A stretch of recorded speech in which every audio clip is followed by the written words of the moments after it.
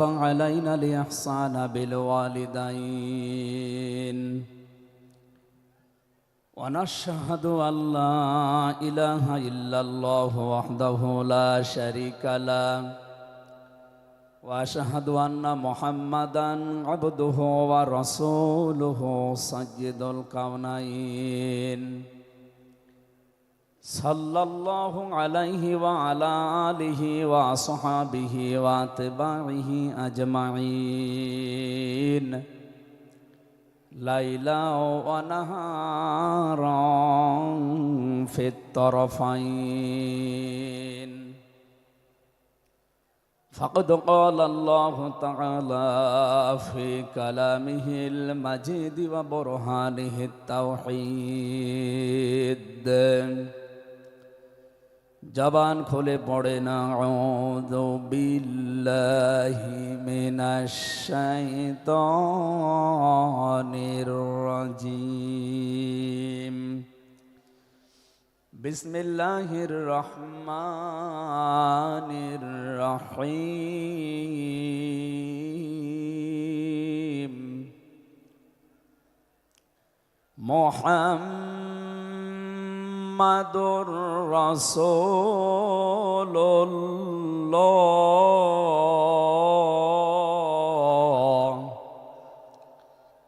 والذين معه أشداء على الكفار رحماء بينهم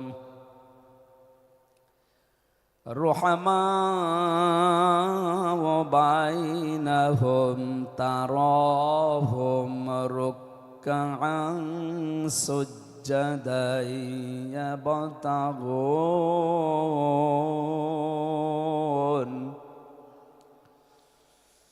يبتغون فضلا من الله ورضوانا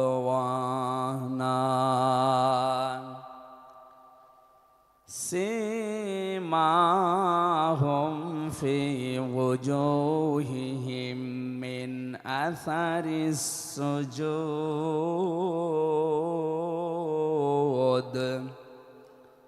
ذلك مثلهم في التوراة ومثلهم في الإنجيل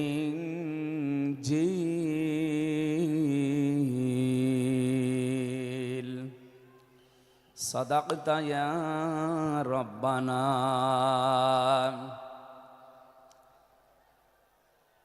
عن أبي هريرة رضي الله تعالى عنه قال قال النبي صلى الله عليه وسلم من أحب لله وأبغض لله وأطاع لله ومنع لله فقد استكمل الإيمان رواه مسلم وما زادهم إلا إيمانا وتسليما اللهم صل على محمد وآله وصحبه وبارك وسلم اللهم صل على محمد وآله وصحبه وبارك وسلم اللهم صل على محمد وآله وصحبه وبارك وسلم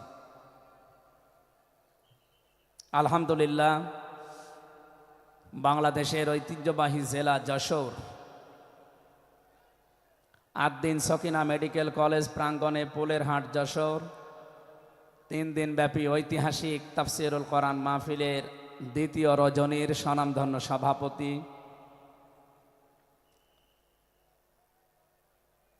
অতদাঞ্চলের তৃতীয় সন্তান ইসলামিক চিন্তাবিদ চিকিৎসাবিদ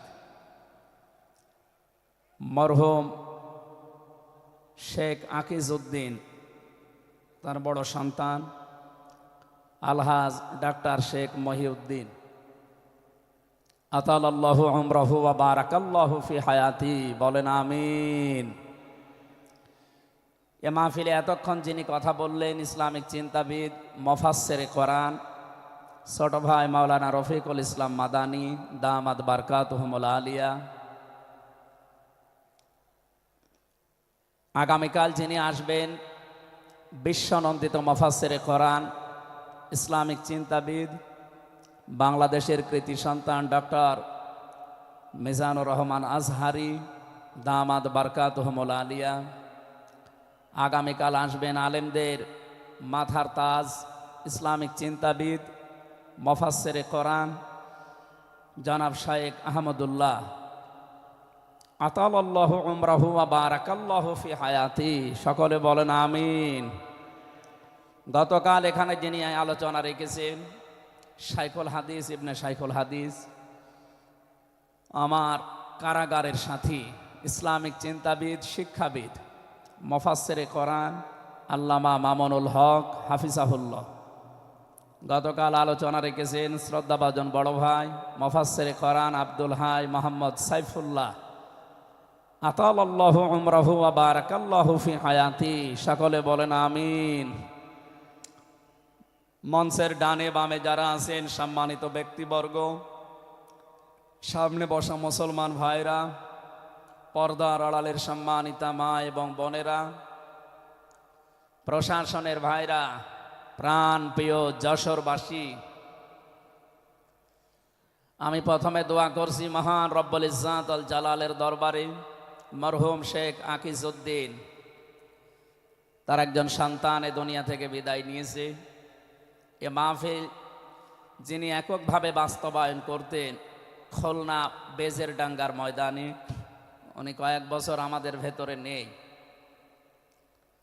আলহাজ শেখ মমিন উদ্দিন, আল্লাহ রাব্বুল আলামিন তার কবরটাকে যেন জান্নাতুল ফেরদাউস বানিয়ে দেন, বলেন আমিন। দল মত জাতি বর্ণ ধর্ম নির্বিশেষে কোরআনে কারিম শোনার জন্য যারা এই ময়দানে ছুটে এসেছি রাতের বেলা, আমরা যে খুশি প্রকাশ করার জন্য বলছি আলহামদুলিল্লাহ। সম্মানিত দুইজন উপস্থাপক, আজকে আপনাদের সামনে যারা কথা বলছিলেন আপনাদের যশোরের কৃতি সন্তান, বিশিষ্ট সঙ্গীত শিল্পী, শ্রদ্ধাভাজন বড় ভাই জনাব কবির বিন সামাদ দামাত বারকাতুহুমুল আলিয়া। সম্মানিত উপস্থাপক হিসাবে আরেকজন আছেন বাংলাদেশের কৃতি সন্তান, ইসলামিক চিন্তাবিদ, নাশিদ শিল্পী বড় ভাই জনাব আমিরুল মমিনিন মানিক হাফিজাহুল্লাহ। যে আল্লাহ আমাদেরকে কণ্ঠ ছেড়ে দিয়েছেন কথা বলার জন্যে, 15.5 বছর মনে হচ্ছিল যে আমাদের বুকের ওপর একটা পাথর চাপা দেওয়া আছে। পাথরটা আল্লাহ নিজের কুদরতি ভাবেই সরিয়ে দিয়েছেন। যে আল্লাহ আমাদেরকে এখন এই যে কথা বলার মতো সুযোগ দিয়েছেন, বলেন আলহামদুলিল্লাহ। পৃথিবীতে মানুষ যা পেয়েছে সব কিছুর তুলনায় আল্লাহর কাছে কোরআনে কারিম শ্রেষ্ঠ সম্পদ। আজকের এই ময়দানে সম্পর্ক শুধু কোরআনে কারিমের সাথে, নয়তো আমরা এই হাজার লক্ষ মানুষেরা এ রাতের বেলা প্রচন্ড শীত অপেক্ষা করে আসতাম না। শুধুমাত্র শেখ মহিউদ্দিন সাহেব ডাক দিলে আমরা আসতাম, বিষয়টা এমন না। এখানে সম্পর্ক এই সৌন্দর্যের সাথে কোরআনের। এই জন্য যারা স্বেচ্ছাসেবকের দায়িত্বে আছেন আমি তাদেরকে ওয়েলকাম জানাচ্ছি, ধন্যবাদ জানাচ্ছি। তাদের এই কষ্ট, তাদের এই শ্রম আল্লাহ রাব্বুল আলামিন যেন জান্নাতে যাওয়ার পাতিহ বানিয়ে দেন, বলেন আমিন। কোরআনে কারিমে রব্বুল আলামিন বলেন, কুল বিফাদলিল্লাহি ওয়া বিরহমাতিহি ফাবিযালিকা ফালিয়াফরাহু হুয়া খায়রুম মিম্মা ইয়াজমাউন। বলেন আল্লাহু আকবার। আল্লাহ পাক বলেন, নবী আপনি বলুন, তাম পৃথিবী যা পেয়ে আনন্দে আছে, যা গেইন করে, যা অ্যাচিভ করে, যা অর্জন করে, আমি আল্লাহর কাছে কোরআনে কারিম শ্রেষ্ঠ সম্পদ। সুতরাং কোরআন যারা পেয়েছে তারা যেন আনন্দ করে। আজকে খুলনা বিভাগের মানুষগুলো, খুলনা বিভাগ সহ বাংলার অন্যান্য বিভাগ থেকেও মানুষেরা আজকে এসেছে কোরআনে কারিম সত্যি যারা শোনার জন্য বোঝার জন্য এসেছি। এটা পুরা এখন ইবাদত চলছে। আমরা খুশি দুনিয়ার সব কিছুর তুলনায় আজকে, বলেন আলহামদুলিল্লাহ। প্রাণ প্রিয় শ্রোতা মণ্ডলী, কোরআনের শ্রোতা যারা আমরা এখানে বসে আছি, এর আগে যারা দুনিয়ায় কোরআনে কারিম শুনেছে, কিয়ামত পর্যন্ত যারা শুনবে, কোরআনে কারিম এই শ্রোতাকে তিন ভাগে বিভক্ত করে দিয়েছে। এখানে ওই তিন প্রকার মানুষ আছে, কিয়ামত পর্যন্ত তারা থাকবে। প্রথম নাম্বার, এই কোরআনে কারিম শোনার পরে যারা বাধা দিয়েছিল এই দুনিয়ায়, আল্লাহর কোরআন তাদেরকে ঘোষণা দিয়েছে তারা কাফের। এ বাংলাদেশে আমরা এই 54 বছরে নামধারী মুসলমান, কিন্তু অনেক কাফেরের আচরণ দেখতে পেয়েছি। সূরা হামিম সাজদার 26 নম্বর আয়াতে আল্লাহ তাদের পরিচয় দিয়েছেন, وَقَالَ الَّذِينَ كَفَرُوا لَا تَسْمَعُوا لِهَذَا الْقُرْآنِ وَالْغَوْا فِيهِ لَعَلَّكُمْ تَغْلِبُونَ। আল্লাহ পাক বলেন, কাফেরেরা সিদ্ধান্ত নিয়েছিল সব চলতে দেওয়া যাবে, মুহাম্মদের কোরআনে কারিম এটা চলতে দেওয়া যাবে না। কারণ তারা বুঝেছিল এটা 1500 বছর আগে নাসিল হওয়া। ভালোভাবে আবু জেহেল টের পেয়েছিল, বুঝেছিল এ কোরআনে কারিম মুহাম্মদুর রাসূলুল্লাহ যেটা বোঝাতে চায়, এটা যদি সত্যি জনগণ বুঝতে পারে আর মেনে নেয়, আমি যে অবৈধ চেয়ারে বসে আছি এই চেয়ার থাকবে না। যুগে যুগে যারা কোরআন বাধা দিয়েছে তারা এইটাই টের পেয়েছে। তারা খুব ভালোভাবে জানে কোরআন যারা প্রচার করে, সত্যিই কোরআনের এই কথাগুলো যদি সাধারণ মানুষেরা জনগণ বুঝে ফেলে, আমরা যে শয়তানি করি, আমরা যে অবৈধভাবে টিকে আছি, এইটা থাকবে না। এই জন্য বাস্তবতা হচ্ছে কোরআন শুনলে বাধা দেবে এরা এক নাম্বারে কাফের। আমরা জানি কাফের মারা গেলে জানাজা হয় না, হয়? বলেন বলেন। কাফেরের জন্য দোয়া করাও জায়েজ নেই। আল্লাহ রাব্বুল আলামিন বলেন, মা কানা লিন-নাবিয়্যি ওয়াল্লাযীনা আমানু আইয়াস্তাগফিরু লিল মুশরিকিন ওয়ালাউ কানু উলি কুরবা মিন বা'দি মা তাবায়্যানা লাহুম আন্নাহুম আসহাবুল জাহিম।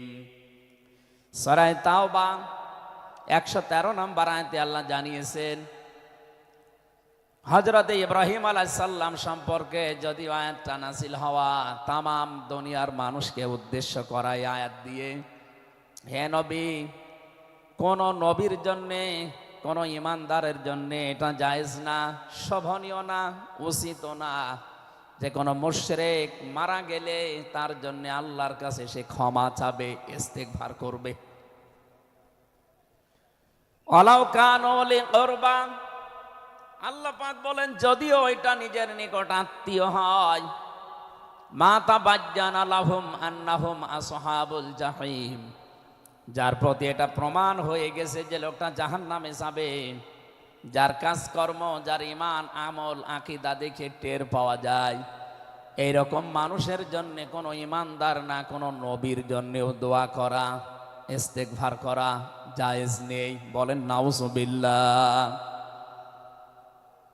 একজন নবীকে যদি আল্লাহ এই কথা বলতে পারেন, আমি আয়াতের ব্যাখ্যায় পড়েছি, মুহাম্মদুর রাসূলুল্লাহ সাল্লাল্লাহু আলাইহি ওয়াসাল্লামের নিজের আপন চাচা আবু তালিব, এই লোকটা যখন মারা যাচ্ছিল, বিশ্ব নবী নিজে তার কাছে গিয়ে বললেন, ইয়া আম্মি আবি তালিব, কুল লা ইলাহা ইল্লাল্লাহ হাজ্জুল লাকা ইনদাল্লাহি ইয়াউমাল কিয়ামাহ। বুখারী শরীফের হাদিস। ডাক দিয়ে বললেন, হে চাচা, জোরে বলা লাগবে না, আওয়াজগুলো শুধু আমার কানের কাছে মুখটা নিয়ে আস্তে করে আপনি বলেন, লা ইলাহা ইল্লাল্লাহ। জোরে লা ইলাহা ইল্লাল্লাহ, লা ইলাহা ইল্লাল্লাহ, লা ইলাহা ইল্লাল্লাহ মুহাম্মাদুর রাসূলুল্লাহ। আপনি শুধু আল্লাহর একাত্মবাদের স্বীকৃতি দেন আমার কানের কাছে, রিসালাতের ঘোষণাটা দেওয়া লাগবে না, শুধু আল্লাহর ঘোষণাটা আমার কানের কাছে শোনান। কিয়ামতের দিন আমি আপনার জন্য আল্লাহর দরবারে ঝগড়া করে জান্নাতে নিয়ে যাব। পাশে যারা দাঁড়িয়েছিল তাদের কারণে লোকটা পড়তে পারে নাই। নবীজির মন খারাপ হয়ে গেল। সঙ্গে সঙ্গে সূরা কসসের ৫৬ নাম্বার আয়াত নিয়ে ফেরেশতা জিবরাইল হাজির হয়ে গেছে। ইন্নাকা লা তাহদি মান আহবাবতা ওয়ালাকিন্নাল্লাহা ইয়াহদি মাইয়াশা ওয়া হুয়া আ'লামু বিল মুহতাদিন। আল্লাহ পাক বলেন, হে নবী, আপনি যাকে ভালোবাসেন, যাকে পছন্দ করেন, যাকে মনে করবেন আপনি হেদায়েত দেবেন না, আপনি পারবেন না, কারণ হেদায়েত আমি আল্লাহ আপনার হাতে দেইনি। হেদায়েত আমি আল্লাহ নিজের হাতে রেখে দিয়েছি। আমি আল্লাহ যাকে ইচ্ছা তাকে এটা দান করি, আর আমি আপনার চাইতে ভালো জানি যে হেদায়েত পাবে কে। জেলখানার ভেতরে ৩টা বছর আল্লামা মামুনুল হক হাফিজাহুল্লাহ, আমরা দুইজন এক জায়গায় ছিলাম। সকালে এবং দুপুরের খাবার আমরা এক জায়গায় খেতাম। মাঝে মাঝে আমারে বলতেন যে, হামজা, বাইরে যদি আল্লাহ নিয়ে যায় কোনোদিন কাফেরের জানাজায় যাব না, পড়াবো না। আমারে বারবার জিজ্ঞাসা করেছি, ভাই আপনি কাফের পান কোথায়? বাংলাদেশে তো সেরকম কাফের আমরা দেখি না। উনি আয়াতটা আমাকে শুনিয়ে বলেছিলেন, কাফের তো তারা যারা আল্লাহর কোরআনে বাধা দেয়।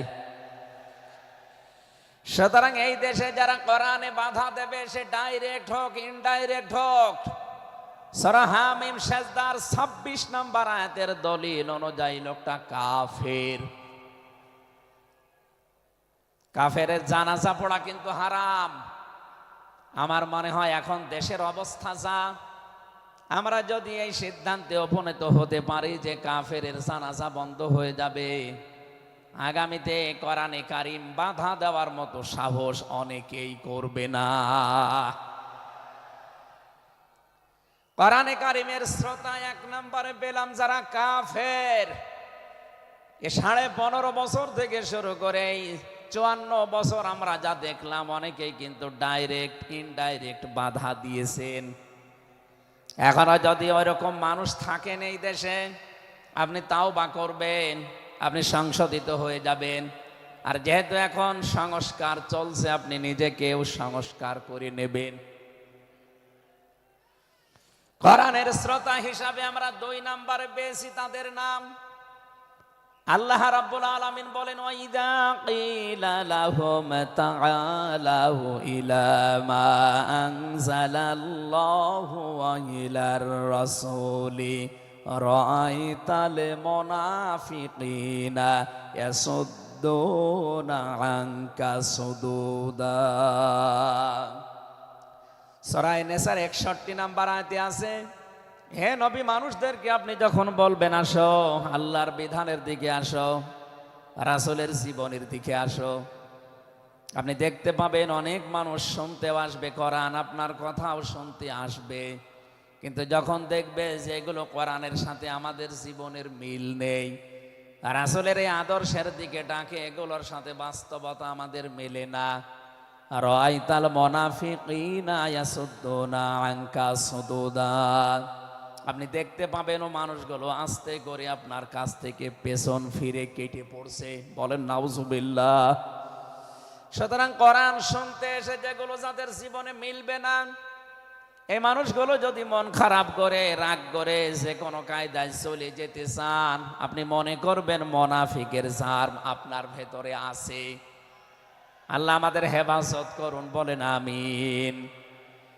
3 নাম্বার শ্রোতার বর্ণনা পেয়েছি সূরা আনফালের 2 নাম্বার আয়াতে।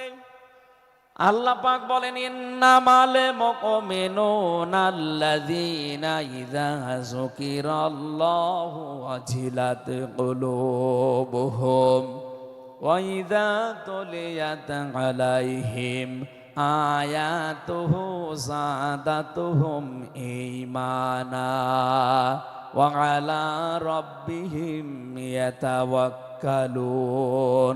চিৎকার করে বলেন আল্লাহু আকবার।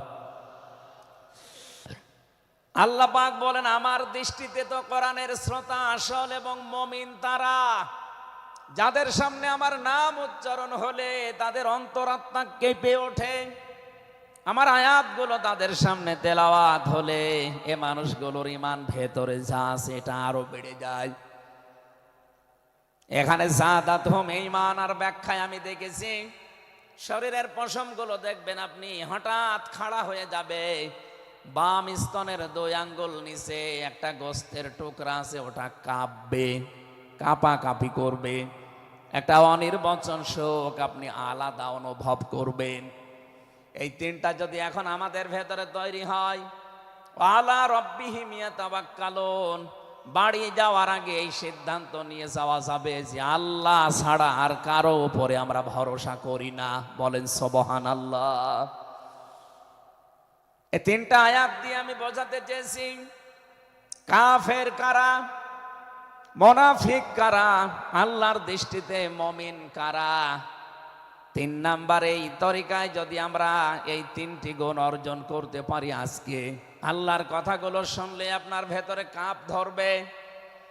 2 নাম্বারে আল্লাহর আয়াত তেলাওয়াত হবে, যখন বুঝতে পারবেন যে কি বলে, ওয়াইদা সামিউ মা উনজিলা ইলার রাসূলি তারা আয়ুনাহুম তাফিদু মিনাদ দামি মিম্মা আরাফু মিনাল হক ইয়াকুলুনা রব্বানা আমান্না ফাকতুবনা মা'আশ শাহিদিন। সূরা মায়েদা 7 নাম্বার পারার 1 নাম্বার পৃষ্ঠার 1 নাম্বার লাইনের 83 নাম্বার আয়াতে আছে।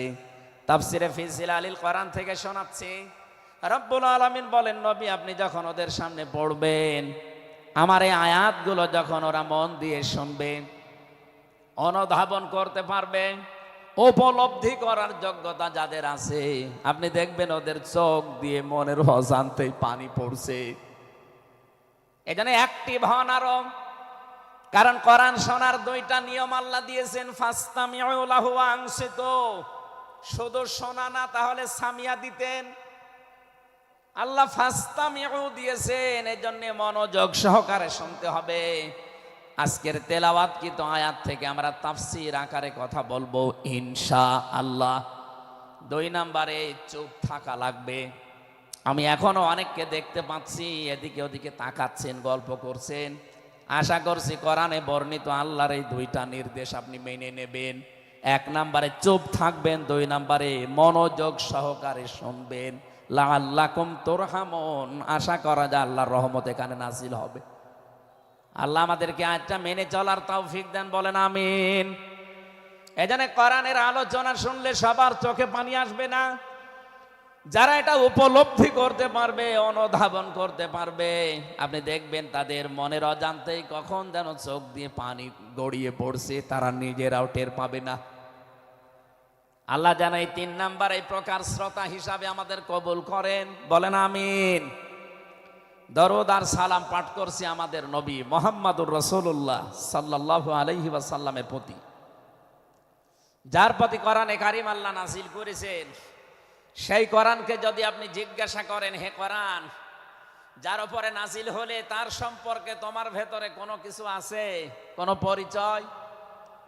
আল্লাহ রাব্বুল আলামিনের কোরআন আমাদেরকে শোনাচ্ছেন, وَإِذْ قَالَ رَبُّ وَإِذْ قَالَ عِيسَى ابْنُ مَرْيَمَ إِنِّي رَسُولُ اللَّهِ إِلَيْكُمْ مُصَدِّقًا لِمَا بَيْنَ يَدَيَّ مِنَ التَّوْرَاةِ। এই আয়াতের শেষের দিকে আল্লাহ ইসমহু আহমাদ এই শব্দ দিয়ে জানিয়েছেন হযরত ঈসা আলাইহিস সালাম তিনি জানিয়ে গিয়েছেন এই পৃথিবীতে আমার পরে একজন নবী আসবে যার নাম হবে আহমদ। আমাদের নবীর পরিচয়টা আল্লাহ কোরআনে কারীম যিনি নাযিল করলেন তার উপরে, তার ভেতরেই তার নামটা আল্লাহ সংরক্ষণ করে দিয়েছেন। প্রশ্ন আসতে পারে, এক একজনের তো বহু নাম আমরা দেখি, হে কোরআন তোমার ভেতরে কি মুহাম্মাদুর রাসূলুল্লাহ সাল্লাল্লাহু আলাইহি ওয়াসাল্লাম এই নাম তোমার ভেতরে আল্লাহ কি তার সম্পর্কে দিয়েছেন নাকি? আমরা যে তেলাওয়াত করেছি সূরা ফাতিহা, এই সূরা থেকে যেহেতু আজকে আলোচনা করব, এই সূরার প্রথম আয়াতে আমার আল্লাহ আমার নবীর নামকে উল্লেখ করে জানিয়েছেন। এটা 29 নাম্বার আয়াত, মুহাম্মাদুর রাসূলুল্লাহ।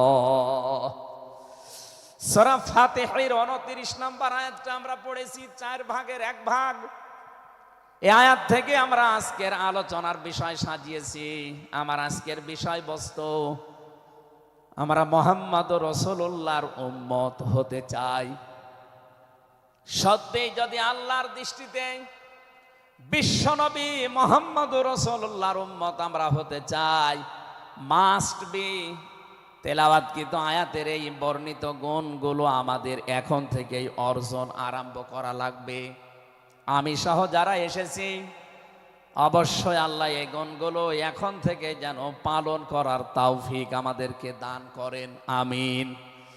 সূরার নাম সূরা ফাতিহা, ফাতাহ মানে বিজয়। এ সূরার প্রথম আয়াতের ভেতরে এই শব্দটা আছে, এখান থেকে নামকরণ করা হয়েছে।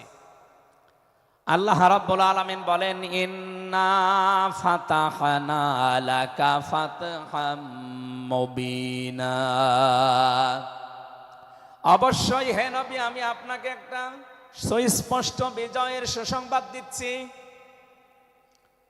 এই বিজয়ের ঘটনা তো ঐতিহাসিকভাবে ইবনে কাসিরের ভেতর থেকে আমি শিক্ষার জন্য এবার বলছি। এদিকে খুব অ্যাক্টিভ হয়ে থাকবেন। এই সূরা ফাতিহার 18 নাম্বার আয়াত। আমার যতটুকু পড়াশোনা আছে, আমার যতটুকু লেখাপড়ার স্টাডি আছে, এই আয়াতটা এখন বাংলাদেশে সবচাইতে বেশি প্রয়োজন। সূরা ফাতিহা 18 নাম্বার আয়াত। যে যেখানে আছেন, দাঁড়িয়ে আছেন, বসে আছেন, শুয়ে আছেন, কান এবার খাড়া করে দেন। হুদায়বিয়ার সন্ধির যে ঘটনা আমরা শুনেছি এতদিন পর্যন্ত, শুধু শুনেছি অনেকে, কিন্তু এখান থেকে শিক্ষাটা আজ অনেকে নেয়নি। বাংলাদেশের এখন যে অবস্থা, এই শিক্ষা নেওয়ার সময় এখনই। নবীজি 1400 মানুষ নিয়ে এসেছিলেন সাহাবা একরাম নিয়ে হজ করার জন্যে। হুদায়বিয়া নামক যে জায়গাটা এখন কূপ আছে, এখানে এই জায়গায় নবীজি আশ্রয় নিলে আস্তানা গাড়লেন, তাবু গাড়লেন। কাফেরদের পক্ষ থেকে এখানে প্রতিবন্ধকতা সৃষ্টি করা হয়েছে যে না, আপনাদেরকে আমরা আর যেতে দেব না। বিশ্বনবী তাদেরকে প্রস্তাব দিলেন যে আমরা কিচ্ছু নিয়ে আসিনি সাথে করে, শুধু হজ করেই চলে যাব। কাফেরদের পক্ষ থেকে আওয়াজ এলো, না আপনাকে আমরা যেতে দেব না, তবে আমাদের একটা প্রস্তাব আছে। আপনি যদি আগামী বছরে আসেন হজ করে যেতে পারবেন, কিন্তু এবছরে আপনাদেরকে আমরা আল্লাহর ঘর কাবায় যেতে দেব না। কি নিষ্ঠুর আচরণ তাকান। আল্লাহ পাকের নবী আল্লাহর ঘর তাওয়াফ করবে, বাধা দিচ্ছে যারা আল্লাহকে বিশ্বাস করে না তারা। বাংলাদেশে 50টা বছর কোরআনে কারীম প্রচার করেছে যারা, কোরআনের পাখি শহীদ আল্লামা দেলাওয়ার হোসাইন সাইদি রহমতুল্লাহ আলাইহি, তার নামে মামলা দেওয়া হয়, কেস দেওয়া হয়, তিনি নাকি ধর্মীয় অনুভূতিতে আঘাত দিয়েছে। আমার তো মনে হয় ১,৫০০ বছর আগে নবীজিকে যারা বাধা দিয়েছিল আল্লাহর ঘর কাবায় হজ করতে দেবে না, ১,৫০০ বছর পরে যেন তাদের প্রেতাত্মারাই ফিরে এসেছে। আল্লাহর নবী বললেন ঠিক আছে, ওসমানকে পাঠালাম। হযরত ওসমান ইবনে আফফান রাদিয়াল্লাহু তাআলা আনহু তিনি গেলেন। হযরত ওসমানকে তারা আটক করার পরে ঘোষণা দিয়ে দিল, কতিলা ওসমান ইবনে আফফান, ওসমানকে হত্যা করা হয়েছে। এ সংবাদ যখন নবীজির কাছে এসেছে, যশোরবাসী খুব খেয়াল করেন, এখানে হযরতে ওসমানকে তারা হত্যা করার ঘোষণা দিয়ে মিথ্যা একটা সংবাদ পাঠিয়ে দিয়েছে নবীজির কাছে। নবীজি সাহাবায়ে কেরামকে বললেন, যারা ইহরামের কাপড় পরে এসেছিলে সব এখন খুলে ফেলো। সাহাবায়ে কেরাম বলেন, হে রাসূল, ইহরামের কাপড় খুললে হজ? বলে হজ আগামী বছর। বাংলার মুসলমানেরা, আমি কেন বলছি এই আয়াতটা 2-1 মিনিট পরে আপনি টের পাবেন। দ্বিতীয় নম্বর, নবীজি বললেন আজকে রমজান মাস, এটা রমজান মাসের এখন আর আধা ঘন্টা 1 ঘন্টা সময় আছে মাত্র ইফতারি করার, এখনই ভেঙে ফেলো, ইফতারি করে ফেলো। দরকার আগামীতে রোজা আবার রমজানের সিয়াম আবার করে দেওয়া যাবে। যে দুইটা সিদ্ধান্ত নিলেন দুইটাই ফরজ, একটা রোজা একটা হজ। নবীজি কিন্তু জানতেন ইহরামের কাপড় খুলে ফেললে হজ ভেঙে যাবে, আর একটু পরেই তো ইফতারি করলে রোজাটা হয়ে যায়। বিশ্ব নবী বলেন না এক্ষুনি রোজা ভেঙে ফেলো। আবার বলছে কান খাড়া করেন, আমি কিন্তু 2 মিনিটের ভেতরে জায়গায় যাব। এত বড় দুইটা বড় বড় ফরজ বিধান নবীজি লঙ্ঘন করছেন, কারণটা কি? কারণ একটাই, ওরা একজন নিরপরাধ মানুষকে আটক করে হত্যার ঘোষণা দিয়েছে। আপনি বাংলাদেশকে 15.5 বছরের সাথে ওই ঘটনাটা মিলান।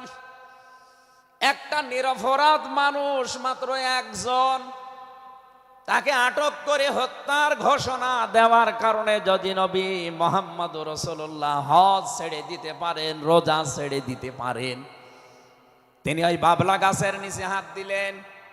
সাহাবায়ে কেরামকে বললেন, আমার এই হাতের উপরে সবাই হাত লাগাও, আমি আজকে তোমাদেরকে বায়াত গ্রহণ করাবো, শপথ নেব তোমাদের কাছে। 1399 জন নবীর সাথে আছে, আর হযরত ওসমানকে যেহেতু তারা আটক করেছে, এই 1399 জন সবাই নবীজির হাতের উপরে একটার পরে হাত দিতে আছে। বিশ্ব নবী ডাক দিয়ে বলেন, সাহাবীরা, জিবরাইল এই মাত্র সূরা ফাতিহা এই সূরার 18 নম্বর আয়াতটা আমাকে তেলাওয়াত করে শুনিয়ে গেল। জিবরাইল এসেছিল, তোমরা কেউ দেখতে পাওনি। জিবরাইল আয়াতটা শুনিয়েছে, লাকাদ রাদিয়াল্লাহু আনিল মুমিনিনা ইয ইউবাইউনাকা তাহতাশ শাজারাতি ফাআলিমা মা ফি কুলুবিহিম ফানজালাস সাকিনাতা আলাইহিম ওয়া আসাবাহুম ফাতহান করিবা।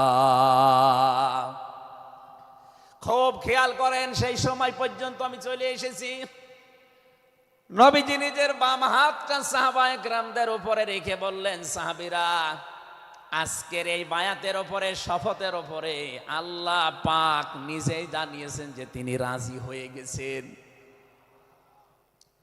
আয়াতটা শুরু করার আগে আল্লাহ 2টা তাকিদ দিয়েছেন, লাম এবং কদ। লাকাদ রাদিয়াল্লাহু আনিল মুমিনিন, আল্লাহ পাক বলেন আমি নিজে মুমিনদের উপরে অবশ্যই অবশ্যই রাজি হয়ে গেছি। রাজি হব না, হয়ে গেছি। তাহতা শাজারাতি, এই গাছের নিচে আপনার হাতের উপরে যারা হাত দিয়ে আজকে শপথ বাক্য পাঠ করছে যে ওসমান হত্যার বদলা না নিয়ে কেউ মদিনায় ফেরত যাবে না, আমি আল্লাহ তাদের মনের খবর যেহেতু জানি, ফাআলিমা মা ফি কুলুবিহিম, তারা যে শপথ নিচ্ছে এটা কিন্তু লোক দেখানোর জন্য না, এটা মন থেকে। ফানসালাস সাকিনাতা আলাইহিম, তাদের উপরে আমি আল্লাহর প্রশান্তি নাযিল হয়ে গেছে অলরেডি। ওয়াসাবাহুম ফাতাহান করিবা, তাদেরকে আমি আসন্ন একটা বিজয়ের সুসংবাদ দিচ্ছি। সুতরাং এই বায়াতের রিদওয়ানের উপরে যেহেতু সবাই হাত দিয়েছে, ওসমানের হাতটা এখানে নেই, হে নবী আপনার বাম হাতটা উপরে তুলে ধরেন, এইটাই আমি ওসমানের হাত হিসাবে মেনে নিলাম।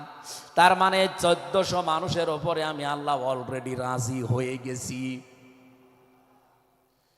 আমার মুসলমান ভাইরা, এবার আমি খেয়াল করার জন্য আর একবার বলছি, এইটা বলার জন্য আমি এতক্ষণ ঘুরছিলাম। একটা নিরপরাধ মানুষকে ওরা মিথ্যা তথ্য ছড়িয়েছে যে আটক করা হয়েছে, মেরে ফেলা হয়েছে, হত্যা করা হয়েছে। নবীজি একজন মানুষের জীবনের বদলা নেওয়ার জন্য 1400 মানুষকে তিনি বায়াত করাচ্ছেন, শপথ বাক্য পাঠ করাচ্ছেন। একটু খেয়াল করেন তো, একজন মানুষের জীবনের জন্য জীবন দিতে প্রস্তুত 1399 জন, আর নবী সহ। এমন বাক্য তিনি পাঠ করিয়েছেন, এমন শপথ নিয়েছেন যে আল্লাহ অলরেডি রাজি হয়ে আয়াত নাজিল করছেন। নবীজি বললেন ওরা ওসমানকে হত্যা করেছে, ওসমান একজন নিরপরাধ মানুষ। একটা নিরপরাধ মানুষকে বিনা কারণে আটক করে হত্যা করেছে, ওদের কোনো ক্ষমা নেই। আমরা আজকে এই 1400 মানুষ শপথ নিলাম, ওদেরকে হত্যার প্রতিশোধ না নিয়ে আমরা কোনোদিন আর মক্কা মদিনায় ফেরত যাব না। আমার তো মনে হচ্ছে বাংলাদেশে এখনো বহু মানুষ বিনা কারণে যাদেরকে হত্যা করা হয়েছে, নিরপরাধ মানুষগুলোকে ফাঁসির কাস্টে ঝোলানো হয়েছে, কত মানুষকে মৃত্যুর দিকে ঠেলে দিয়েছে। এখনো জিন্দা শহীদ জনাব এটিএম আজহারুল ইসলাম এখনো জেলখানায় পচতেছে। বানানো বিচার ব্যবস্থা, বানানো বিচারপতি, নিজেদের উকিল, নিজেদের পিপি, নিজেদের সাক্ষী, নিজেদের রায় সব দিয়ে একটা মানুষকে আর 17 বছর আপনি আটক করে রেখেছেন। আমার তো মনে হয় এখন সময়ের দাবি। সূরা ফাতিহা থেকে যেহেতু তাফসীর শুনছেন, আজ এই বাংলার 18 কোটি জনগণের উপরে যদি আল্লাহ পাক খুশি হতে চান, এই নিরপরাধ মানুষগুলোকে জেলখানা থেকে মুক্ত করা লাগবে।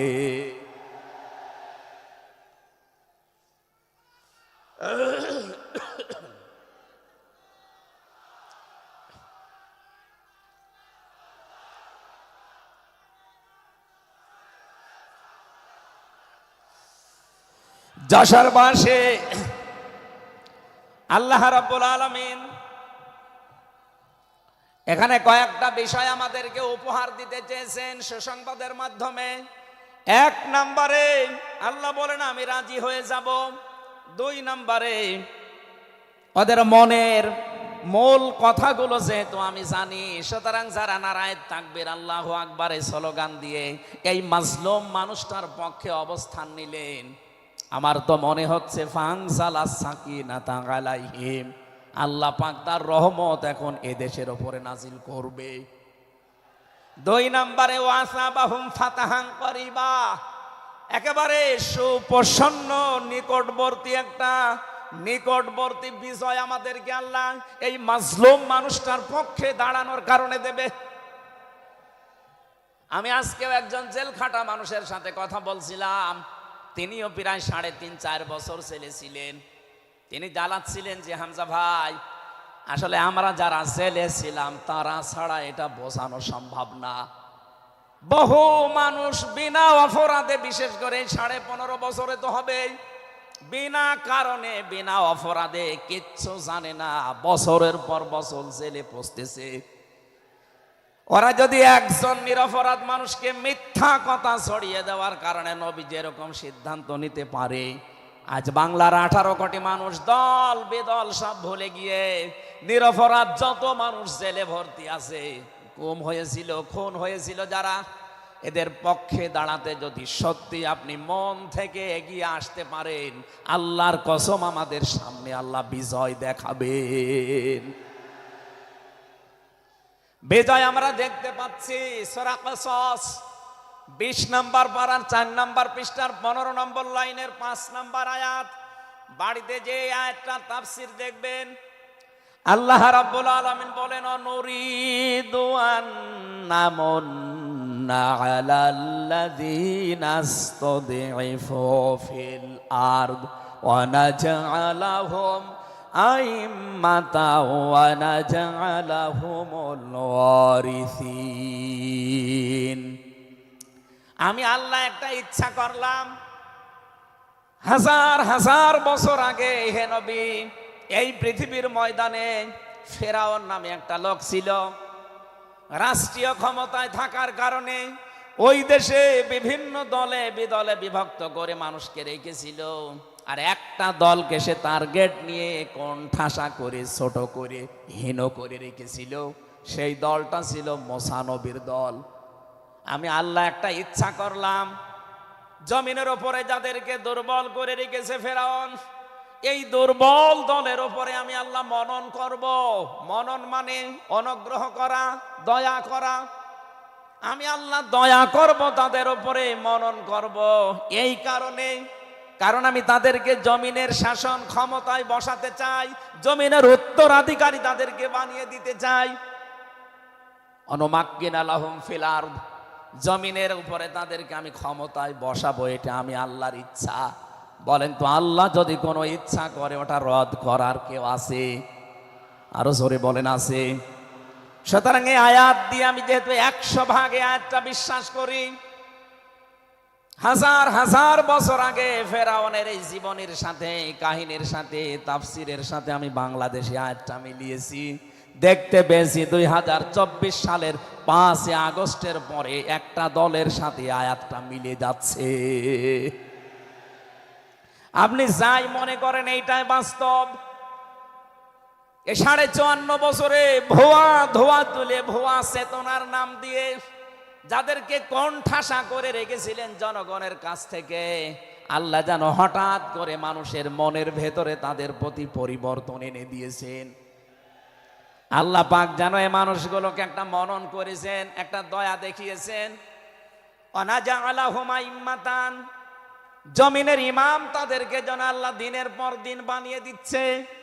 তাদের আচার ব্যবহার, তাদের চরিত্র, তাদের ব্যবহার, তাদের মাধুর্যতা, তাদের যে ইখলাস, এগুলো দেখছে আমার আল্লাহ দিনের পরে দিন জমিনের ইমাম তাদেরকে আল্লাহ বানাচ্ছেন। অনাজাআলাহুমুল ওয়ারিসিন, আয়াতের শেষের কথা, আল্লাহ তাদেরকে জমিনের ওয়ারিস বানিয়ে দেবেন। যেহেতু আল্লাহর সিদ্ধান্ত রদ করা যায় না, ফাআলুল লিমা ইউরিদ, তিনি যা ইচ্ছা তাই করেন। ইন্নামা আমরুহু ইযা আরাদা শাইআন আইয়াকুলা লাহু কুন ফায়াকুন। আল্লাহ পাক বলেন, আমি যদি কোনো ইচ্ছা করি শুধু বলি কোন, সঙ্গে সঙ্গে ফায়াকুন হয়ে যায়। কোরআনের ওপর আমার 100 ভাগ বিশ্বাস নিয়ে কথা বলছি আমি। এই আয়াতগুলো মাস্ট বি আমার আল্লাহ বাংলাদেশে দেখাবে। বলেন আমিন, আরো জোরে বলেন আমিন। 6 নাম্বার আয়াত হচ্ছে অনুমাক্কিনা লাহুম ফিল আরদ, আমি আল্লাহ তাদেরকে জমিনের চেয়ারে ক্ষমতায় বসিয়ে দেব। কেন জানো? অনুরিয়া ফিরআউনা ও হামানা ও জুনুদাহুমা মিনহুম মা কানু ইয়াহদারুন, আমি আল্লাহ দেখাতে চাই ফেরাউনকে, হামানকে আর তার সৈন্যবাহিনীকে, তারা তাদেরকে সবচাইতে বেশি ভয় করত জমিনে যাদেরকে, সেই মুসা নবীর দলকে আমি আল্লাহ জমিনের শাসন ক্ষমতায় বসিয়ে তাদেরকে দেখাবো। এই 54 বছর জালেম এবং মুনাফিকরা সবচাইতে বেশি ভয় বাংলাদেশে যাদেরকে করেছে, তাদের প্রতি মানুষের মন মানসিকতা আল্লাহ ঝুঁকিয়ে দিয়েছেন। এই জন্য কোরআনের আয়াতের উপরে বিশ্বাস করে বলছি, এই বাংলাদেশে যারা নিরপরাধ মানুষ আছে তাদেরকে যদি 5 তারিখের পরে বিভিন্ন আন্দোলনের কারণে, মানবিকতার কারণে ছেড়ে দেওয়া হয়, বিশেষ করে ম্যাডাম খালেদা জিয়াকে আপনি ছেড়ে দিয়েছেন। এরপরে আমরা দেখতে পেলাম আব্দুল সালাম পিন্টু ভাইকে ছেড়ে দিয়েছেন। এরপরে গিয়াসউদ্দিন মামুন ভাইকে ছেড়ে দিয়েছেন। মিয়ানুরউদ্দিন অপু ভাইকে ছেড়ে দিয়েছেন। আমরা চাই জনাব এটিএম আজহারুল ইসলামকেও মুক্তি দেওয়া হোক। এ দাবির পক্ষে আছেন কারা দেখি? লিল্লাহি তাকবীর।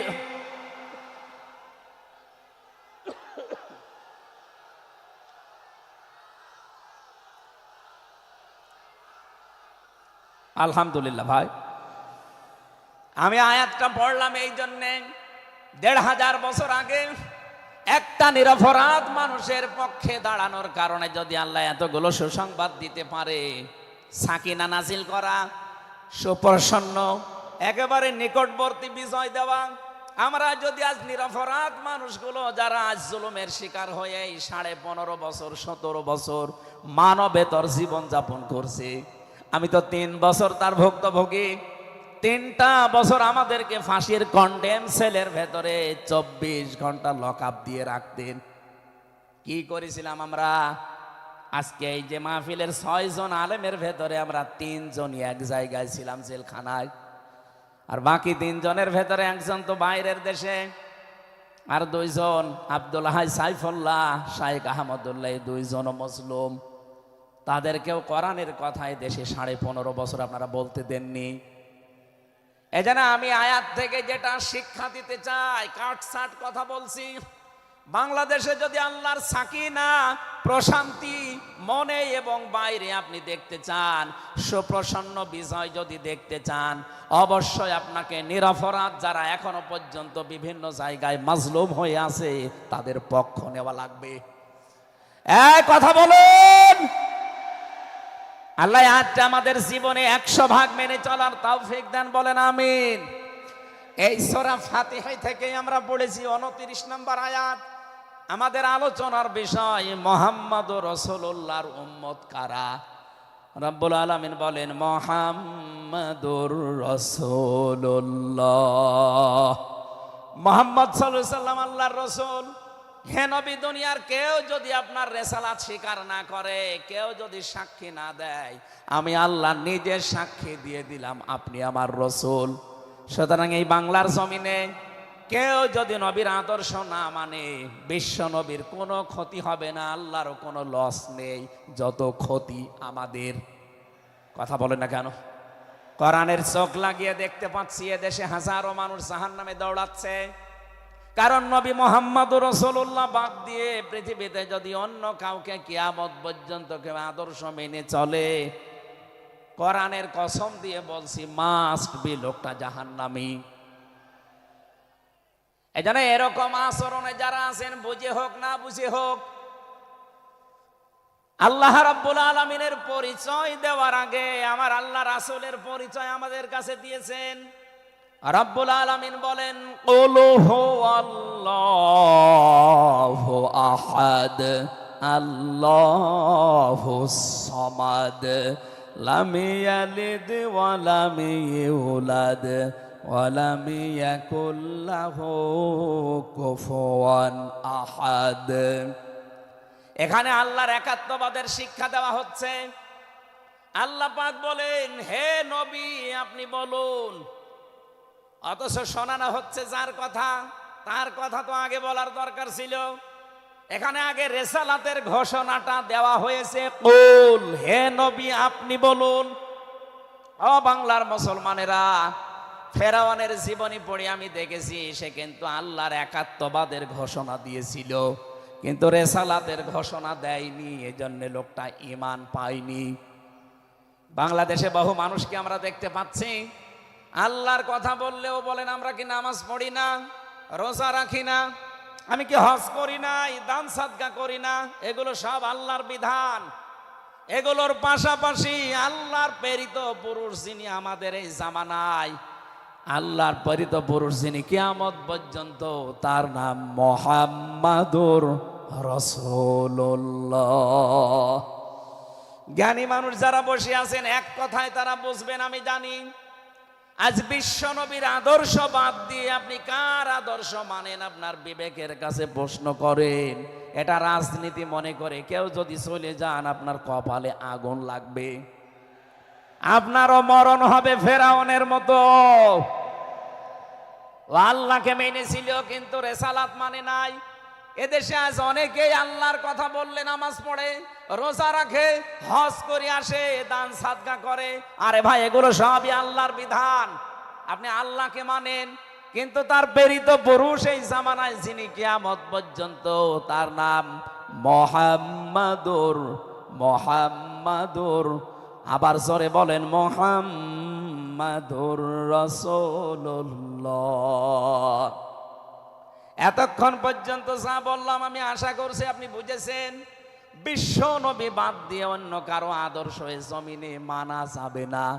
মানলে আপনি বুঝে মানেন, আর না বুঝে মানেন আপনি জাহান্নামী। এখন যদি মুসা আলাইহিস সালাম আসে দুনিয়ায়, যদি ঈসা নবী এখন আসে, আর আমরা কেউ যদি আল্লাহর নবী মুহাম্মদুর রাসূলুল্লাহকে বাদ দিয়ে ঈসা নবী, মুসা নবীকেও মেনে চলি, নিছক আপনি জাহান্নামী। এটা রেকর্ড হচ্ছে, সারা দুনিয়ায় যাবে। সূরা আলে ইমরানের ৮০ নম্বর আয়াত। অন্য ধর্মে যারা আছেন, ইহুদি, খ্রিস্টান, আহলে কিতাব যারা দাবি করেন, এমনকি এই মুশরিকদের ভেতরেও যারা, বৌদ্ধদের ভেতরে যারা অমুসলিম, তাদেরকে বলছি আপনারা ভুল পথে আছেন। আপনারা যাদেরকে নবী নাম বলে চলেন, যিশু বলেন, ঈসা আলাইহিস সালামকে, মুসা আলাইহিস সালামকে আপনারা যোসেফ বলে ডাকেন।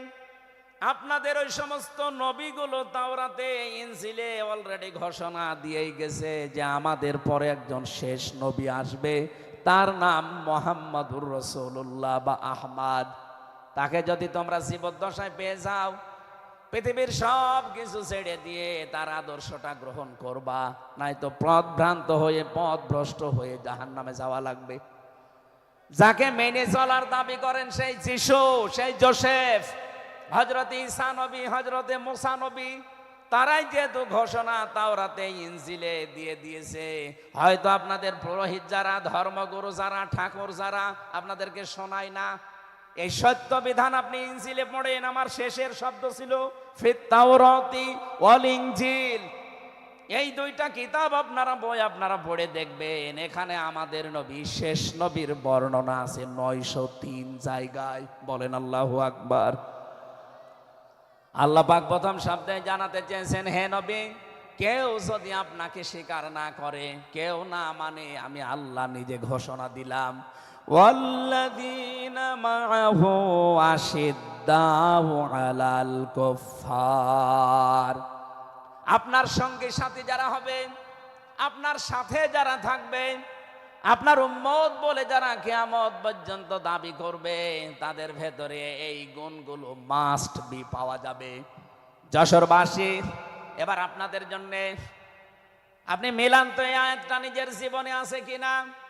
ওয়াল্লাযীনা, আর যারা, মাআহু, আপনার সঙ্গে থাকবে, আশিদ্দাউ আলাল কুফফার, তারা কাফেরদের প্রতি বজ্রকণ্ঠ হবে। কালকে মাওলানা মামুনুল হক, আমি ছিলাম কালকে চট্টগ্রামের ফেনীতে, লাইভ দেখেছি। উনি কিন্তু শেষের দিকে এটা জানিয়েছেন, ওঠো, বজ্রমুঠি করো, ঘোষণা দাও। এ কথা বলেনি? এই কথা বলেন না কেন? ওনার এইটাই সামারাইজ, আশিদ্দাউ আলাল কুফফার, কাফেরদের প্রতি কঠোর হওয়া লাগবে। সেই সময় এখন অলরেডি চলছে। প্রতিবেশী নামে আমাদের যারা আছে, যেহেতু প্রতিবেশী পাল্টানো যায় না, এজন্য আমরা বেশি কিছু বলছি না। আমরা আশা করব যে প্রতিবেশীর চরিত্র পাল্টাবে। নবীজি প্রতিবেশী সম্পর্কে এত বেশি কথা জানিয়েছেন, মাঝে মাঝে বলতেন, জিবরাইল, প্রতিবেশী সম্পর্কে যত কথা তুমি বলো, মনে হয় যে আমার জমি জায়গার ভাগও দেওয়া লাগবে। যেহেতু এত দামি জিনিস প্রতিবেশী, এত গুরুত্বপূর্ণ, আপনাদেরকে তো আমরা আর পাল্টাতে পারবো না, আমাদের জমির সাথে আপনাদের জমি। এই জন্য বলছে আপনারা চরিত্র পাল্টাবেন। আপনি মাইক্রোসফট, ভয়েস অফ আমেরিকা, এগুলো সব খ্রিস্টানরা, ইহুদিরা চালায়। তারা আজ তামাম দুনিয়ার ২৫৭টা রাষ্ট্রে কিন্তু অলরেডি জানিয়ে দিয়েছে, বিশ্বে সবচাইতে বেশি মিথ্যা কথা বলা হয় ভারতে। পৃথিবীর ২৫৭টা রাষ্ট্রের ভেতরে সবচাইতে বেশি সংখ্যালঘুরা নিরাপত্তার সহিত বাস করে বাংলাদেশে। অথচ এই দুইটা এতদিন, এই 54 বছর আমরা স্বাধীন হয়েছি, 54টা বছরে আমাদের পেছনে এই মিথ্যা দুইটা তথ্যই প্রতিবেশীরা ছড়িয়েছে। সারা দুনিয়ার মোড়লদেরকে বলতো যে বাংলাদেশে সংখ্যালঘু নির্যাতন হয়, এদেশের গোবিন্দ পরামানিক, কুমার কি সেন যেন কয়েকজন মিলে তারা বিবৃতি অলরেডি মাঝে মাঝাই দিচ্ছে যে আগস্টের 5 তারিখের পর থেকে বাংলাদেশে আমরা সবচাইতে বেশি নিরাপত্তায় আছি সংখ্যালঘুরা। এখনো তো কোরআনে কারিম এই দেশে কায়েম হয়নি। আমি কোরআনের এই অনুষ্ঠান থেকে আপনাদেরকে গ্যারান্টি দিতে পারি, আল্লাহর কসম, কোরআনে কারিম যদি এদেশের রাষ্ট্রীয় ক্ষমতায় চলে আসে, বাংলাদেশের সবচাইতে বেশি নিরাপদে থাকবে সংখ্যালঘুরা। একজন মুসলমানের মাথায় যদি কেউ আঘাত করে একটা গুনাহ হবে, একটা অমুসলিমের গায়ে যদি কেউ আঘাত করে ডবল গুনাহ হবে। বাংলার মুসলমানেরা অনেকে মনে করেন যে এটা মনে হয় নতুন হাদিস। না, আপনি একজন মুসলমানকে আপনি মারলেন, আপনার নিজের ভাই, সে আল মুসলিম ও আখুল মুসলিম, কিন্তু অমুসলিম আপনার ভাই, এ কথা কোরআনেও নেই, হাদিসেও নেই। কি কথা বলেন এখন? তিনটা বিষয় যদি কারো ভেতরে পান, সে যেই হোক, এক নম্বরে কেউ যদি আমার কেবলাকে কেবলা মনে করে, ফাহুয়া আখি, সে আমার ভাই। দুই নম্বরে আমার জবাই করা জিনিস যদি সে খেতে চায়, ফাহুয়া আখি, সে আমার ভাই। তিন নম্বরে সে যদি আমার মতো নামাজ পড়ে, সে আমার ভাই। সুতরাং এই তিনটা বিষয় সামনে রেখে আমরা এই দেশে যারা আছি, মতের হয়তো মিল নেই, দলের হয়তো নামের মিল নেই, কিন্তু এই তিনটা বিষয় যারা মানবেন, আমার মতো নামাজ পড়বেন, আমার কাবাকে কাবা মনে করবেন, আমার জবাইকে তো ব্যস্ত আপনিও খাবেন, এটা যেই হোক, এই দেশে আমরা সবাই তাকে ভাই ভাই ভাই মনে করি। কথা বলেন ঠিক কিনা? এই তিনটার বাইরে যারা আছেন তারা তো আর আমার ভাই না। তাদের সম্পর্কে কি? তারা আমার এই দেশের আমানাত। এক নম্বরে এই সংখ্যালঘু যারা আছে, হিন্দু হোক, খ্রিস্টান হোক, বৌদ্ধ হোক, মুশরিক হোক, যাই হোক, যারা আছে তাদের ওপর যদি আপনি অত্যাচার করেন, তাদের মন্দির ভাঙেন, তাদের দেবতাকে গালি দেন, তাদের মাথায় বাড়ি দেন, চাঁদাবাজি করেন, এক নম্বরে জুলুমের গুনাহ হবে, দুই নম্বরে আমানতের খেয়ানতের গুনাহ হবে। এই জন্য আমরা সাবধান থাকি। আগস্টের 5 তারিখের পরে আমরা অনেকের চরিত্র একটু ওলট পালট দেখতে পাচ্ছি। আশা করছি আপনি থামবেন, নয়তো কিন্তু বদনাম হয়ে যাচ্ছে। আপনি গোয়েন্দা বিভাগের খোঁজ রাখেন, তারা কিন্তু সব নখদর্পণে রেখেছে, কে কি করছে এটা সব তারা দেখছে। এই জন্য আমরা এমন কোনো আচরণ না করি, আপনার নিজের ভুলের কারণে নিজের পায়ে আবার কোড়াল লেগে যায়। তারা সব দেখতে পাচ্ছে। এই 4.5 মাসে কারা মানবতার জন্য কাজ করে, কারা দেশের জন্য কাজ করে, কারা এই 2780 জন মানুষ হাসপাতালের বেডে কাতরাচ্ছে, এদের কাছে কারা গেছে, সব খোঁজ তাদের কাছে আছে। 2732 জন মানুষ হত্যা হয়েছে একজনের নির্দেশে। এতগুলো শহীদ পরিবারের পাশে কারা কারা দাঁড়াচ্ছে, সব তাদের কিন্তু ডকুমেন্ট আছে। এই জন্য আপনি মনে করছেন আমি ডুবে ডুবে জল খাবো, ঘোলা পানিতে মাছ শিকার করব, কেউ কিছু টের পাবে না, কখনো না। সব তাদের আয়ত্তের ভেতরে আছে।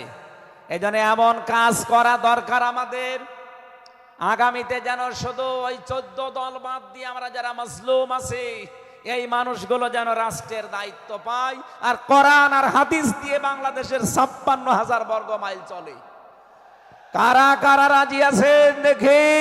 লিল্লাহি তাকবীর।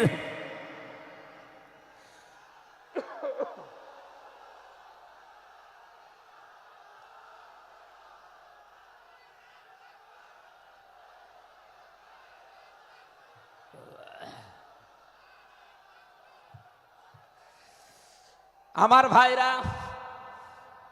এবার আমি মূল কথায় যাচ্ছি। মুহাম্মদ রাসূলুল্লাহর উম্মত হতে হলে আমাদেরকে বজ্রমুষ্টি হওয়া লাগবে, ঐক্যবদ্ধ হওয়া লাগবে। যারা নবীর উম্মত, কাফের যারা, তাদের বিরুদ্ধে। আমি কাফেরের পরিচয় সে প্রথমে দিয়েছি। যে মানুষগুলো কোরআনে কারিমে বাধা দেয়, কোরআনের শিক্ষায়, কোরআনের প্রচারে, কোরআনের প্রসারে, কোরআন কায়েমে যারাই বাংলাদেশে বাধা দেবে তার নাম আব্দুল আলিম হতে পারে কে কাফের। এদের বিরুদ্ধে কঠোর হওয়া লাগবে আপনাকে। আমি আবার বোঝার জন্য বলছি, নাম হয়তো আপনার আল্লাহর নাম আপনি নিয়েছেন আব্দুল আলিম, আব্দুল খালেক, কিন্তু আপনার কাজ যদি কোরআন প্রচারে বাধা দেওয়া হয়, ডাইরেক্ট ইনডাইরেক্ট, অবশ্যই আপনি বুঝতে পেরেছেন আমি কি বলছি।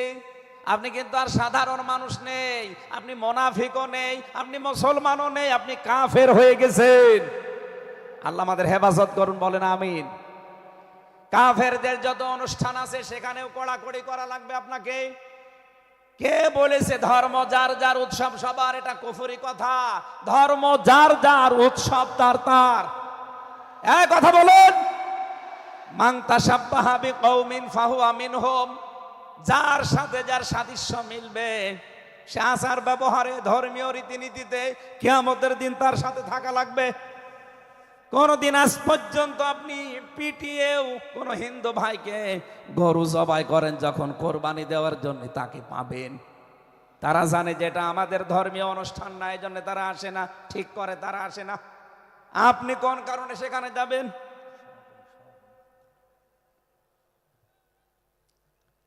রোহামা ও বাইনাহুম। দ্বিতীয় নম্বরে আমরা পেয়েছি নিজেদের ভেতরে মহব্বত, ভালোবাসা, সম্প্রীতি, মায়া, মমতা, এটা নিজেদের ভেতরে বাড়ানো লাগবে। আপনি নবীর উম্মত হতে চান অথচ এটা নিজেদের ভেতরে আরো দূরত্ব তৈরি করেন না, এটা নিজেদের ভেতরে আরো স্যাক্রিফাইস করে হোক, ডাকাডাকি করে হোক, নিজেদের ভেতরে এটা তৈরি করা লাগবে আরো বেশি। তার অহম রুক্কাং সজ্জাদা। হে নবী, আপনার উম্মত যারা, আপনার সাথে যারা আছে তাদেরকে দেখতে পাবেন আল্লাহর সন্তুষ্টি এবং অনুগ্রহ তালাশ করার জন্যে তারা রুকু এবং সেজদাকারী অবস্থায় তাদের দেখতে পাবেন। নবীর উম্মত যারা এসেছেন, অন্য ধর্মের লোকদেরকে বাদ দিলাম, বিশ্ব নবীর উম্মত যারা এখানে বসে আছেন, আমাদের উচিত হবে যতদিন আজরাইল না আসে ফরজ নামাজ আমরা কোনোদিন ছেড়ে দেব না। আরো জোরে বলেন। আল্লাহ যেন এটা মেনে চলার তৌফিক দেন আমাদের একেবারে জীবনের শেষ দিন পর্যন্ত। 2 নম্বরে, ফরজ নামাজের সময়টুকু যেভাবেই হোক বের করে আপনি আদায় করেন। সুন্নত নফল ওইগুলো যদি পড়তে না পারেন পরবর্তীতে পড়বেন, কিন্তু ফরজ নামাজ কেউ ছেড়ে দিয়ে সে আল্লাহর আয়ত্ত থেকে বের হয়ে যায়। বলেন নাউজুবিল্লাহ। সাহাবায়ে কেরাম আল্লাহর দরবারে যে 7টা কারণে কবুল হয়েছিলেন, তার ভেতরে 1 নাম্বার কারণ ছিল এই মানুষগুলো আল্লাহর বিধান সামনে পেলে পৃথিবী ভুলে যেতেন। আব্দুল্লাহ আনসারী রাদিয়াল্লাহু তাআলা আনহুর জীবনী পড়েছি। এই লোকটা আল্লাহর বিধান সেজদাকে সামনে রাখতে গিয়ে নিজের স্ত্রীকে এক কাপড়ে গর্তের ভেতরে বসিয়ে রেখেছিল, নিজের ছেলেকে শিকল দিয়ে বেঁধে রেখেছিল, তারপরও আল্লাহর বিধান সেজদা সে ভুলে যায় নাই। আমাদের এরকম কঠিন পরিস্থিতি এখন হয়তো আসেনি, তারপরও আমরা অনেকে বিনা কারণে ফরজ নামাজ ছেড়ে দেই। আমি নামাজের কথা মুসলমানদের কাছে সচরাচর বলতে চাই না, কারণ একজন মুসলমান আর একজন কাফেরের ভেতরে পার্থক্য নামাজ। নামাজ যদি কেউ না পড়ে সে মুসলমান থাকে কি করে? সুতরাং আজান হওয়ার পরে মুসলমান যাবে মসজিদে নামাজ আদায় করতে, মানুষ টের পাবে যে লোকটা মুসলমান। রিজালুল্লাহ তুলহিহিম তিজারাতু ওয়ালা বাইউন আন যিকিরিল্লাহ ইলা আখিরি আয়াত। মুসলমান ব্যবসায়ী যারা, তাদের পরিচয় আল্লাহ দিয়েছেন। আল্লাহ রাব্বুল আলামিন বলেন, এই পৃথিবীর ময়দানে যারা মুসলমান ব্যবসায়ী, আজান হওয়ার সঙ্গে সঙ্গে ব্যবসা প্রতিষ্ঠান বন্ধ করে দিয়ে তারা সেজদায় দৌড়াবে। ইয়াবতাগুনা ফাদলাম মিনাল্লাহি ওয়া রিদওয়ানা। এখানে আল্লাহ 2টা শব্দ ব্যবহার করেছেন। আল্লাহর ফজল যদি কেউ চায় তাহলে অবশ্যই তাকে মসজিদে যাওয়া লাগবে। আল্লাহুম্মা ইন্নী আসআলুকা মিন ফাদলিকা। ফজলের জন্য জমিনে আল্লাহ পাঠিয়েছেন আমাদেরকে, আর রহমতের জন্য তার ঘর মসজিদে পাঠিয়েছেন। এজন্য আল্লাহর রহমতের জন্য 5 বার আল্লাহর ঘরে আমাদেরকে যাওয়ার নির্দেশ দিয়েছেন। আল্লাহ আর যদি ফসল অনুগ্রহ পেতে চাই, রিজিক, এগুলোর জন্য জমিন, এই জমিন আল্লাহ আমাদেরকে হালাল রুজি উপার্জন করার যে ব্যবস্থা, এরকম ময়দান যেন তৈরি করে দেন। বলেন আমিন। সীমাহুম ফি ফুজুহিহিম মিন আসারিস সুজুদ। আল্লাহ বলেন এদের এই চিহ্নগুলো, সেজদার চিহ্নগুলো এদের চেহারার বিভিন্ন জায়গায় ফুটে উঠবে। কিয়ামতের ময়দানে এই চিহ্ন দেখে দেখে নবী সুপারিশ করে করে জান্নাতে নিয়ে যাবে। হয় কপালে, নাই নাকে, নাই হাতে। যে সমস্ত জায়গায় সেজদা দেওয়ার জন্য আপনি জমিনে লাগিয়েছিলেন, এই জায়গাগুলো কিয়ামতে চমক দিতে থাকবে। আল্লাহ আমাদের প্রত্যেককেই এই 5টি গুণ অর্জন করার মাধ্যমে বিশ্ব নবীর খাঁটি উম্মত হওয়ার তৌফিক দিন। আমিন, আল্লাহুম্মা আমিন।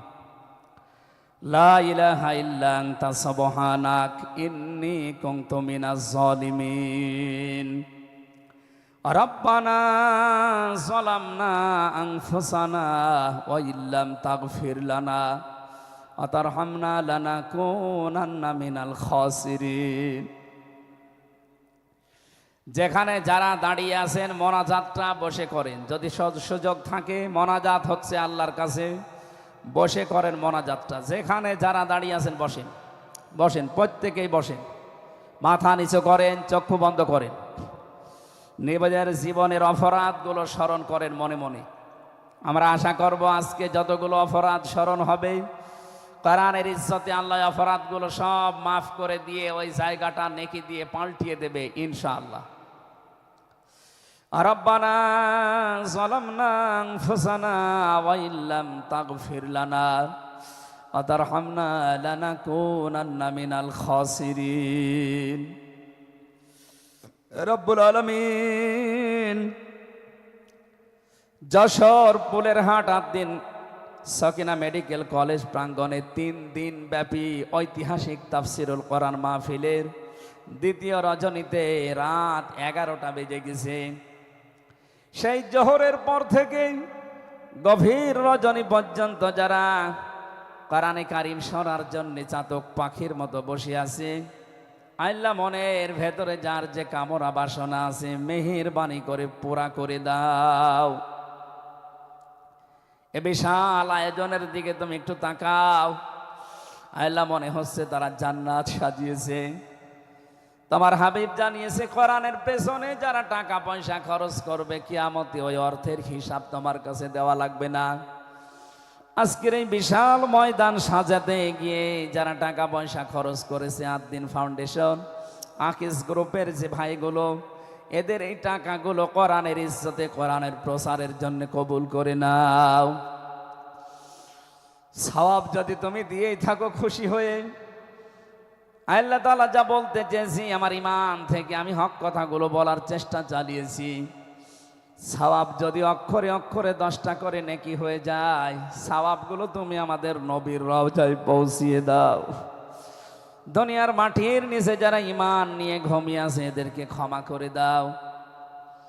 বিশেষ করে আমাদের মা বাবা যাদের নেই, যারা মাথা নিচু করে চক্ষু বন্ধ করে চোখের পানি ফেলে দিয়েছে মার বাবার জন্যে, এই মুহূর্তে মা বাবাকে কবরে জান্নাতুল ফেরদাউস দিয়ে দাও।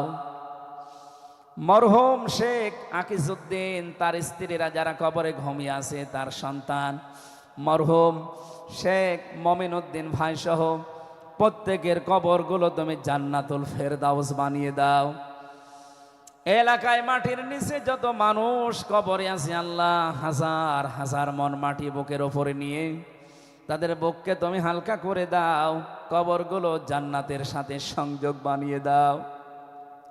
এ মাহফিল বাস্তবায়নে যারা শ্রম দিয়েছে, যে সেইভাবে এগিয়ে এসেছে, আল্লাহ স্বেচ্ছাসেবক ভাইদেরকে, বিশেষ করে প্রশাসনের যে ভাইগুলো এসেছে, নিজেদের বাবা মা, ভাই বোন, আত্মীয় স্বজন, স্ত্রী পুত্র ছেড়ে যারা বাংলার বিভিন্ন প্রান্তে দায়িত্ব পালন করছে, আজকের এই বিশাল আয়োজন যারা পাহারা দিচ্ছে, এদের এই পুরা দায়িত্বটা আল্লাহ তুমি ইবাদত হিসাবে কবুল করে নাও। সম্মানিতা মা বোনেরা পর্দার আড়ালে বসে আছে, খাদিজার মতো, আয়েশার মতো তাদেরকে বানিয়ে দাও। এদের পেটে তুমি নেককার সন্তান দান করো। আল্লাহ আগামীর বাংলাদেশ তুমি মেহেরবানি করে কোরআনের হাতে তুলে দাও। চর্ম চোখে যেন দেখতে পারি এ দেশটা 56,000 বর্গ মাইল তোমার কালাম দিয়ে চলছে। আল্লাহ তাআলা, আমি নিজে অসুস্থ, যত মানুষ আমার সাথে অসুস্থতা হাত তুলেছে শেফায়ে কামেলা আজেলা নসিব করো। আমার মা বাবার জন্য দোয়া করছি, আল্লাহ আমার মা বাবাকে মাফ করে দাও। রব্বির হামহুমা কামা রব্বায়ানি সাগীরা। আল্লাহ তাআলা, আমার স্ত্রী সন্তান যেগুলো দিয়েছো সহি সালামতে রাখো। যে যেই আশা নিয়ে ভরসা নিয়ে আমরা হাত তুলেছি, জীবনের সাইজ আশাগুলো আজকেই তুমি পূরণ করে দাও রব্বুল আলামিন। এই 8 দিন প্রতিষ্ঠানটাকে কিয়ামত পর্যন্ত কায়েম রাখো। যারা এখানে কাজকর্ম করে এদের জীবনে বরকত দাও। আগামীতে এই অনুষ্ঠানটা কোরআনের জন্য আরো বিশাল আকারে কবুল করে নাও। বড় ভাই কবির বিন সামাদ, আমিরুল মুমিনিন মানিক সহ যত পরিচালক এখানে কাজ করছে উপস্থাপনায়, প্রত্যেকের জীবন কবুল করো আল্লাহ তাআলা। আগামীতে যিনি আসবেন ডক্টর মিজানুর রহমান আজহারি ভাই, শাইখ আহমদুল্লাহ সহ কোরআনের সঠিক কথাগুলো তাদের জবান থেকে বের করে দিও। তোমার বান্দা বান্দীদের আশা যাওয়া কালকে আরো আসান করে দিও আল্লাহ। বারাকাল্লাহু লানা ওয়া লাকুম ফিল কোরআনিল আযীম। মরণ আসলেই যেন পড়তে পারি লা ইলাহা ইল্লাল্লাহু মুহাম্মাদুর রাসূলুল্লাহ।